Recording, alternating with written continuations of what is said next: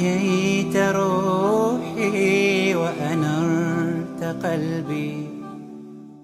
Welcome back to my mini blog day 18। সবাইকে স্বাগতম ঈদের ছোট্ট একটি ব্লগে। ঈদের দিন সারাদিন আমি কি করি যতটুক পারবো তোমাদের সাথে শেয়ার করব। বেশি কথা না বলে ব্লগটি শুরু করি। ঘুম থেকে উঠতে অনেক লেট করে ফেলেছি, তাড়াতাড়ি গোসলটা করে নেই। গোসল করে পায়জামা আর পাঞ্জাবি পরে ঈদগাহের জন্য প্রস্তুতি নিই। একটু সেমাই খেয়ে নিলাম। এখন আমরা চলে যাব ঈদুল আজহার জামাতে। আর হ্যাঁ, সবাইকে তো একটা কথা বলতে ভুলেই গেলাম, সবাইকে আমার পক্ষ থেকে ঈদ মোবারক, ঈদ মোবারক, ঈদ মোবারক। এখন আমরা চলে যাব নামাজে। খুতবা পড়তে পড়তে মসজিদের উদ্দেশ্যে আমরা রওনা দিলাম। একটু পরে আমাদের গরুটা জবা দিয়ে দিবে, তাই অনেক কষ্ট লাগতেছে, কিছু করার নেই। আল্লাহকে খুশি করানোর জন্যই এই দিনটি। খুতবা দিতে দিতে মসজিদে আমরা এসে পড়েছি, আর 2 মিনিট ছিল আমাদের নামাজটাও শুরু হয়ে গেল।